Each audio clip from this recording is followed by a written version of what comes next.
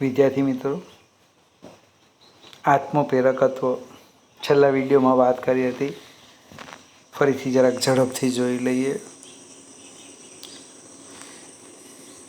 આપણી પાસે આ એક ગૂંચળું છે, એમાંથી પ્રવાહ પસાર કરીએ એટલે ગૂંચળું ચુંબક તરીકે વર્તે અને એની પોતાની જ ક્ષેત્ર રેખાઓ એની સાથે સંકળાયેલી હોય છે. પ્રવાહમાં ફેરફાર કરવામાં આવે તો ગૂંચળા સાથે સંકળાયેલા ફ્લક્સમાં ફેરફાર થાય. પરિણામે તેમાં પ્રેરિત EMF ઉદ્ભવે. એની જાતે જ ઉદ્ભવ્યું એટલે આપણે નામ આપેલું આત્મપ્રેરિત EMF અને ઘટનાને આત્મપ્રેરણ કીધું હતું. ત્યાર પછી લખ્યું હતું કે ગૂંચળા સાથે સંકળાયેલ કુલ ફ્લક્સ N∅, N આટાની સંખ્યા ચલે છે I, N∅ = Li, એટલે L લખ્યા હતા N∅/I, અથવા આપણે એને આમ લખી દેવાનું હતું N∅ = Li. N અને L એ અચળાંક છે. Lનું નામ લખ્યું હતું ગૂંચળાનું આત્મપ્રેરકત્વ. ગૂંચળાનું આત્મપ્રેરકત્વ એ અચળ છે. N અચળ છે. સમયની સાપેક્ષે વિકલન કર્યું એટલે આ સ્ટેપ આવ્યું હતું. ફેરેડેના નિયમની વાત કરીએ આપણે તો આત્મપ્રેરિત EMF આમ લખાય. પણ N dϕ/dt એટલે શું? તો કે L di/dt કિંમત મૂકી દીધી.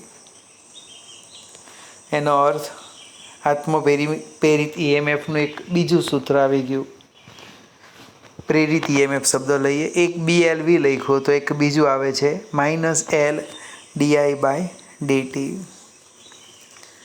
આત્મપ્રેરકત્વની વ્યાખ્યા માટે આપણી પાસે બે સૂત્ર છે. એક સમીકરણ એક અહીંયા લખું છું, L = કુલ ફ્લક્સ / I. છેદ 1 લઈ લઈએ. છેદ 1 ગૂંચળામાં એકમ પ્રવાહ દીઠ ગૂંચળા સાથે સંકળાયેલ ચુંબકીય ફ્લક્સને ગૂંચળાનું આત્મપ્રેરકત્વ કહે છે. બીજી વ્યાખ્યા આપણે અહીંથી સમજાવેલી di/dt = 1. ગૂંચળામાં વિદ્યુત પ્રવાહના ફેરફારનો સમય દર 1 એકમ હોય ત્યારે ગૂંચળામાં આત્મપ્રેરિત EMFને ગૂંચળામાં ઉદ્ભવતા આત્મપ્રેરિત EMFને ગૂંચળાનું આત્મપ્રેરકત્વ કહે છે. લગભગ મને યાદ છે અહીંયા સુધી વાત કરી હતી. એકમ પર જઈએ તો એકમ અન્યોન્ય પ્રેરકત્વના એકમ છે, એ જ એકમ છે. 1 હેનરી, 2 અને હેનરી માટે આપણે શું લખીએ H. બીજો લખીએ વેબર પર એમ્પિયર. ત્રીજો લખાય વોલ્ટ ઇન્ટુ સેકન્ડ પર એમ્પિયર, અને વોલ્ટ પર એમ્પિયર એટલે ઓમ ઇન્ટુ સેકન્ડ. ટૂંકમાં આપણે હેનરીની વ્યાખ્યા લખવાના છે. જૂના કોર્સમાં ખાસ પૂછાતું આત્મપ્રેરકત્વની 2 વ્યાખ્યા લખો, એના એકમની 2 વ્યાખ્યા લખો, 2 માર્ક્સ મળતા હતા. હવે એ જે વ્યાખ્યા છે એ કોની મદદથી લખવાના?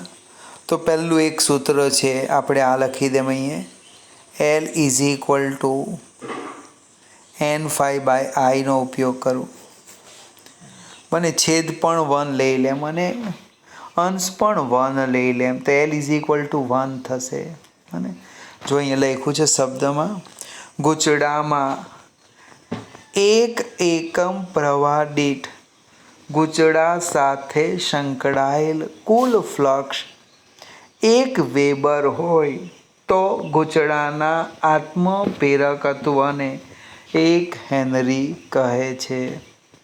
અંશ અને છેદ બંને 1 કરી દીધો.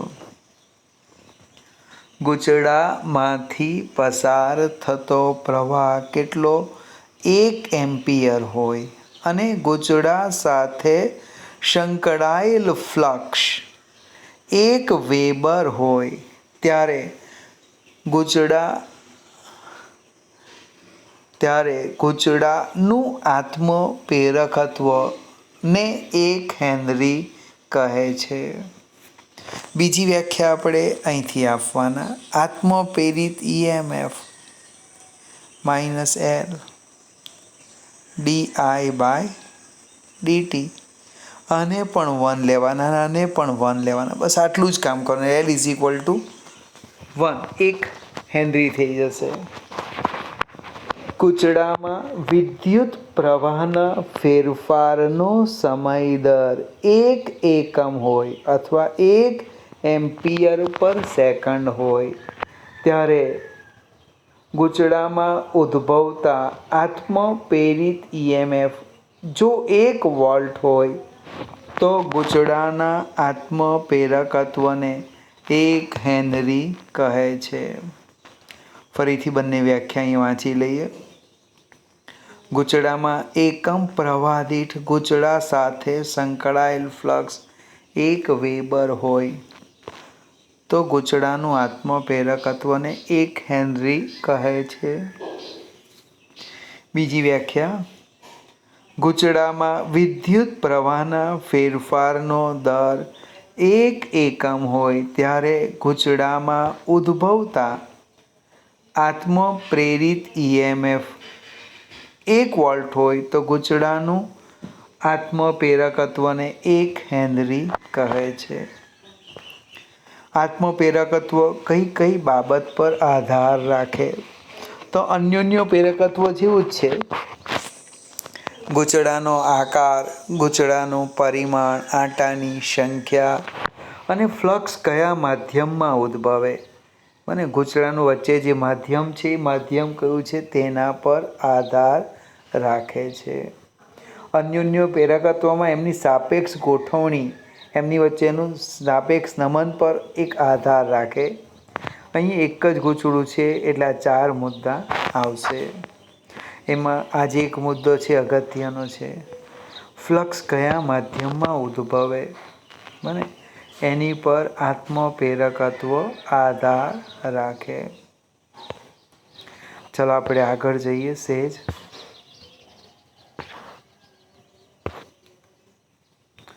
34મી સ્લાઇડ શોધવી પડશે હવે.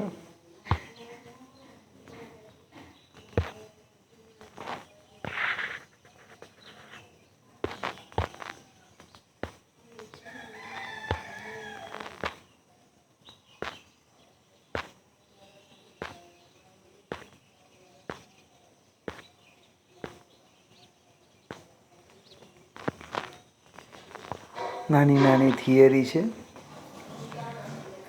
લાંબા સોલેનોઇડનું આત્મપ્રેરકત્વ.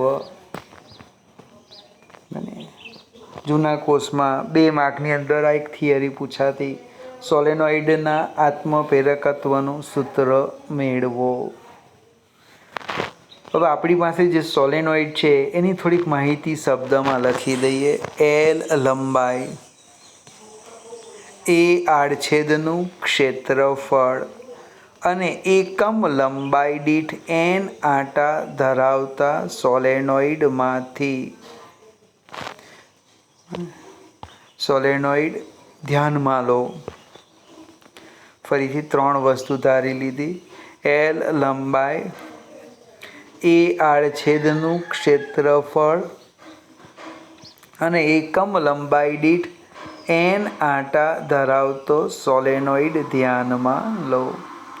સોલેનોઇડમાંથી I એમ્પિયર વિદ્યુત પ્રવાહ પસાર કરતા તેમાં ઉદ્ભવતું ચુંબકીય ક્ષેત્ર સોલેનોઇડ B = μ0 Ni.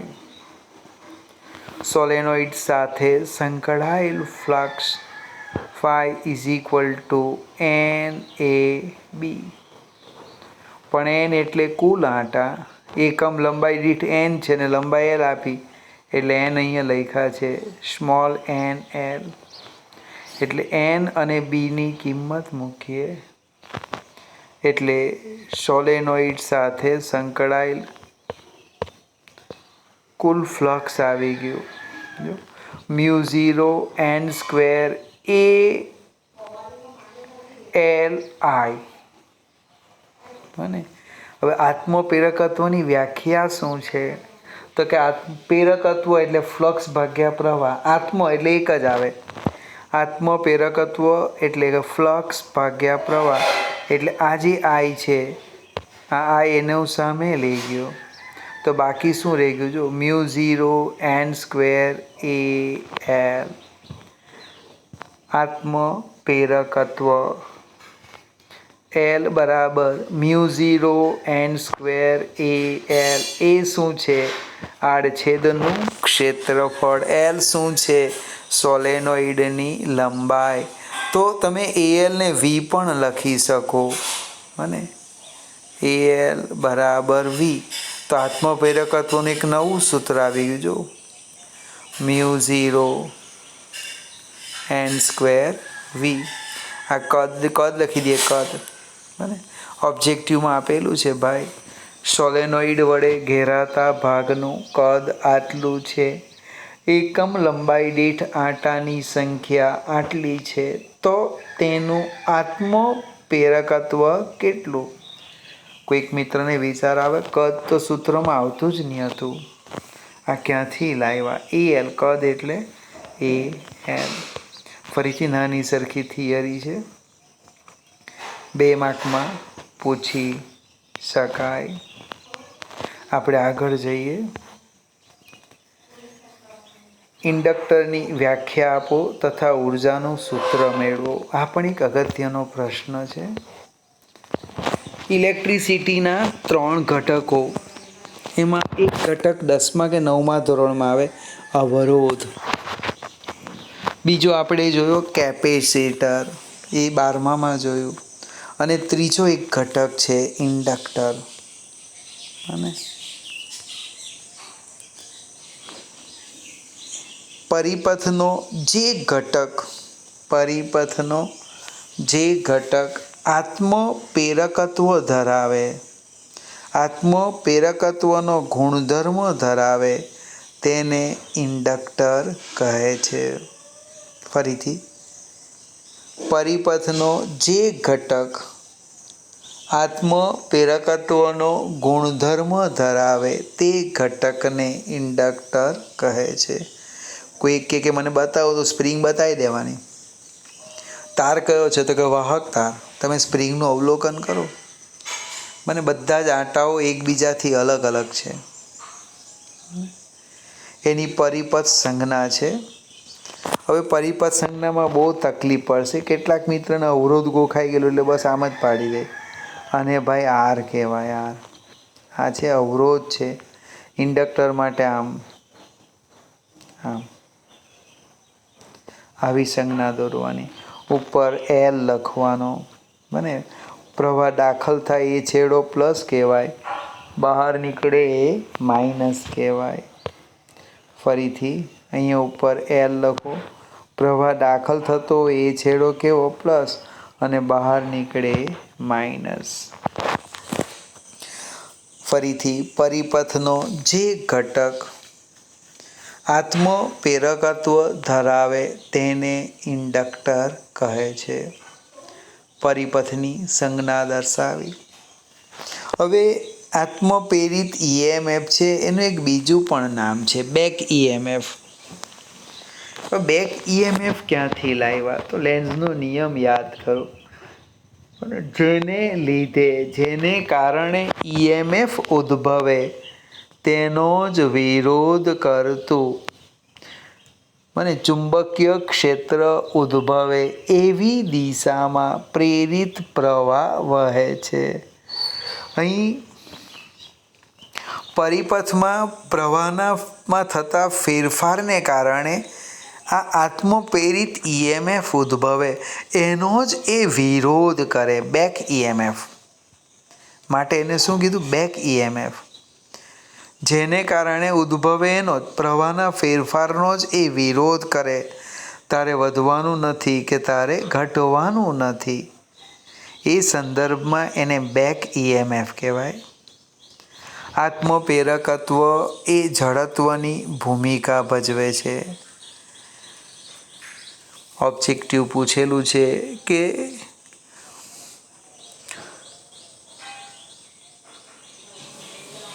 યાંત્રિક ભૌતિક રાશિ જડત્વને અનુરૂપ વિદ્યુતમાં ભૌતિક રાશિ કઈ છે?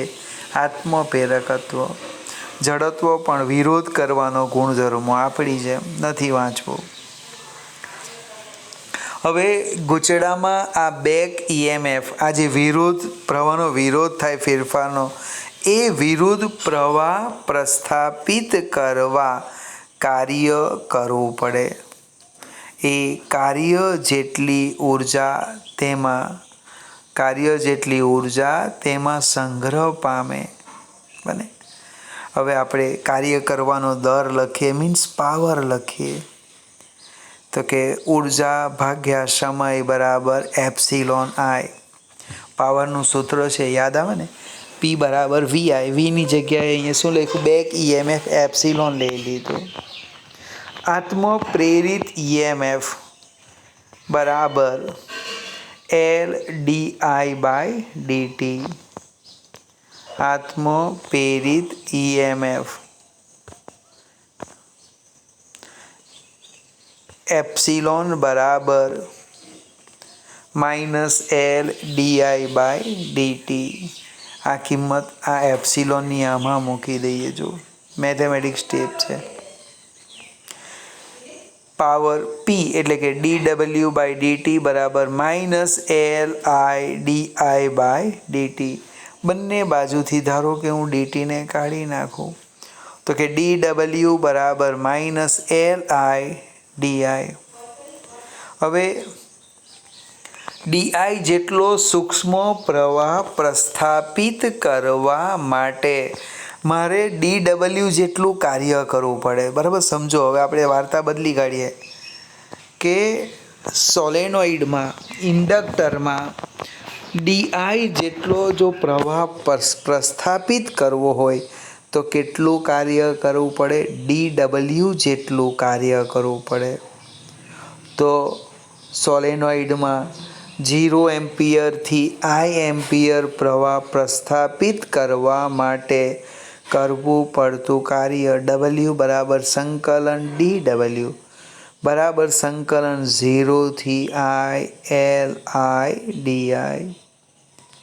તો મેથેમેટિક્સ સ્ટેપ છે. બસ આટલી એક લીટી સમજવાની હતી. કઈ? હા, કે DI પ્રવાહ પ્રસ્થાપિત કરવા માટે મારે આટલું કાર્ય કરવું પડે. હવે કુલ કાર્ય શોધી કાઢીએ.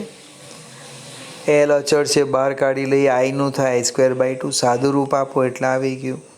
W બરાબર 1/2 LI². આટલી ઉર્જા આપણે વપરાવાની, જે એની અંદર સંગ્રહ પામવાની. એટલે કે ઇન્ડક્ટરમાં સંગ્રહિત ઉર્જા 1/2 LI². અને કેપેસિટરમાં Q²/2C 1/2 CV². એવા બધા સૂત્ર લખતા હતા. અહીંયા મારી પાસે એક જ સૂત્ર છે. ઉર્જા U બરાબર 1/2 LI². વિદ્યાર્થી મિત્રો, આજે જે ચલાવ્યું 1-2 વાર જોતો, વિડીયો જોતો અને પછી લખીને તૈયાર કરી દેવું.